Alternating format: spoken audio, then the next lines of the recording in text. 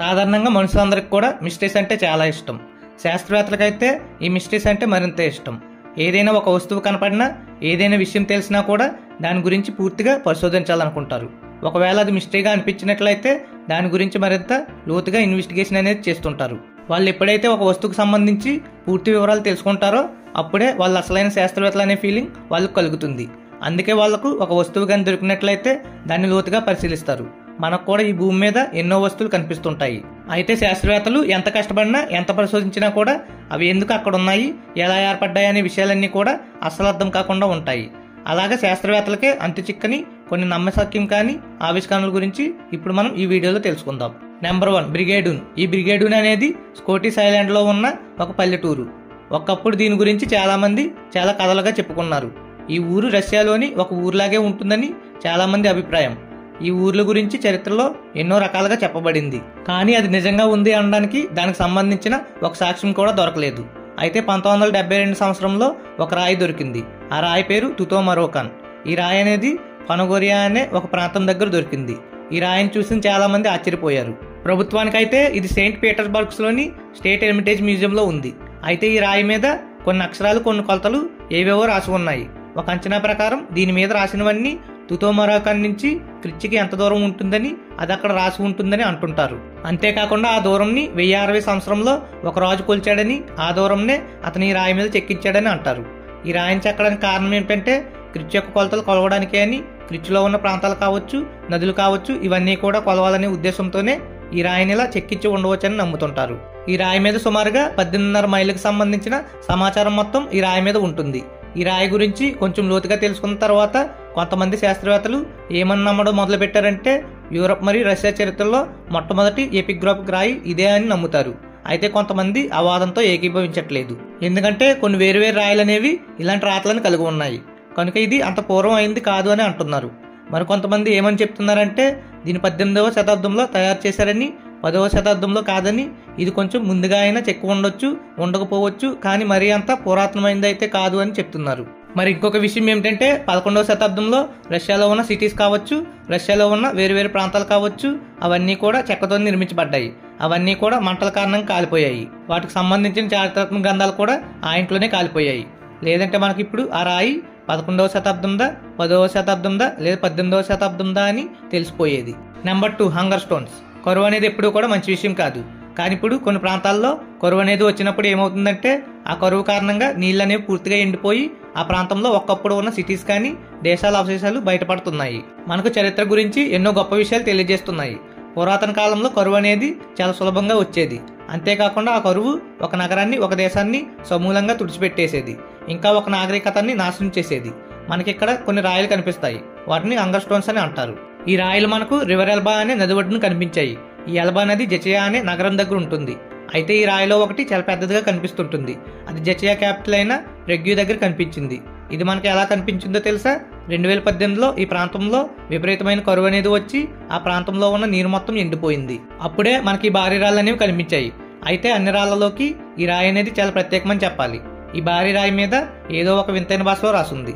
అక్కడ ఏం రాసిందని ఎవరికి కూడా అర్థం కావడం లేదు.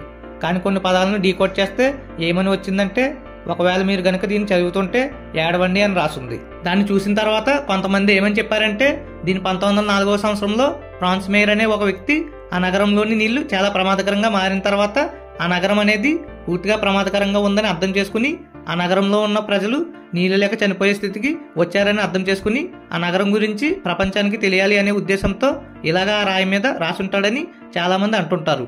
అందుకనే వీటిని హంగర్ స్టోన్స్ అని అంటుంటారు. హంగర్ స్టోన్స్ అర్థం ఏమిటంటే ఆకలితో ఉన్న రాయిలు. అంటే ఒకప్పటి కాలంలో ఉన్న ప్రజలు కరువు కారణంగా ఆకలితో బాధపడి చనిపోయారని, దాని కారణంగా వాళ్ళకు గుర్తుగా ఈ రాళ్లను ఏర్పాటు చేసి ఉంటారని చెప్తున్నారు. మరి కొంతమంది ఏమంటున్నారంటే ఈ రాళ్లలో అత్యంత పురాతనమైన రాయి 1417వ సంవత్సరం నాటిదని, అప్పట్లో యూరప్ ల్యాండ్ మార్క్లా కూడా ఈ హంగర్ స్టోన్స్ ని ఏర్పాటు చేసి ఉండొచ్చని అంటుంటారు. ఒక్కొక్కరు ఒక్కొక్క విధంగా చెప్పినప్పటికి కూడా అసలు వీటిని ఇలా చెక్కింది ఎవరని ఇంకా మిస్టరీగానే మిగిలిపోయింది. Number 3, fields of England. ఇంగ్లాండ్లోని పంట పొలాల్లో కొన్ని ఊహించని గడ్డలు, అలాగే అంతుచెక్కిన మౌంట్స్ ఎన్నో సంవత్సరాలుగా పురావస్తు శాస్త్రవేత్తలని మరియు హిస్టోరియన్లని ఇబ్బంది పెడుతున్నాయి. మొదట వీటిని చూసి అందరూ ఏమనుకున్నారంటే ఇవేవో శ్మశాన వాటికలని అనుకున్నారు. పూర్వంలో ఇక్కడ అంత్యక్రియలు జరిగేవి, వాళ్ళు గుర్తుగా ఈ సమాధులు చేసుండొచ్చని అంటున్నారు. కానీ వీటి మీద మరింత లోతుగా పరిశీలించిన తర్వాత తెలిసిన విషయం ఏమిటంటే అవి సమాధులు కావని, అవి ర్యాబిట్ బ్రీడర్స్ అని తెలిసింది. అంటే మధ్యయుగం టైంలో కుందేళ్లను పెంచడానికి కొన్ని గోతులను తవ్వేవారని, ఆ తర్వాత అవి బయటకు పారిపోకుండా చుట్టూ రక్షణ వంటి దాన్ని ఏర్పాటు చేయడం కోసం ఇటువంటి వింతైన నిర్మాణాలను చేపట్టేవారని తెలిసింది. కొన్ని ప్రాంతాల్లో కుందేళ్లకు సంబంధించిన కళేబరాలు కనబడ్డాయి. ఇంకొక విషయం ఏంటంటే అది ఒక పెద్ద పంజరంలా ఉండదని, అన్నీ కూడా చిన్న చిన్న పంజరంలా ఉంటాయని, దేనికి దానికి విడిగా పంజరాలు ఉంటాయని తర్వాత తెలిసింది. కాకపోతే అవన్నీ సొరంగాల్లా ఒకదానికొకటి కనెక్ట్ అయి ఉంటాయి. అలా ఎందుకు కనెక్ట్ చేశారంటే వాటన్నిటికి కూడా ఆహారం ఒకచోటే పెట్టేవారు. అవన్నీ ఒక చోటకు వచ్చి వాటి ఆహారాన్ని తీసుకునేవి. ఈ ప్రాంతంలో పురాతన కాలం నాటి ఇల్లు కొన్ని టవర్స్ కనిపిస్తుంటాయి. దానివల్ల ఏమవుతుందంటే దీని పక్కన మనుషులు నివసించేవారని తెలుస్తుంది. అక్కడ నివసించేవారందరూ కుందేళ్లకు కాపలాదారులు అయి ఉండొచ్చని అనుకుంటున్నారు. అంటే ఈ కుందేళ్లకు ఆహారం పెట్టేవారు, వాటికి బాగోలేకపోతే వాటిని చూసుకునే వాళ్ళు కూడా దీని చుట్టుపక్కల జీవించుండొచ్చు. ఇప్పుడైతే కుందేళ్లకు విలువ ఇవ్వట్లేదు, పెద్దగా పట్టించుకోవట్లేదు.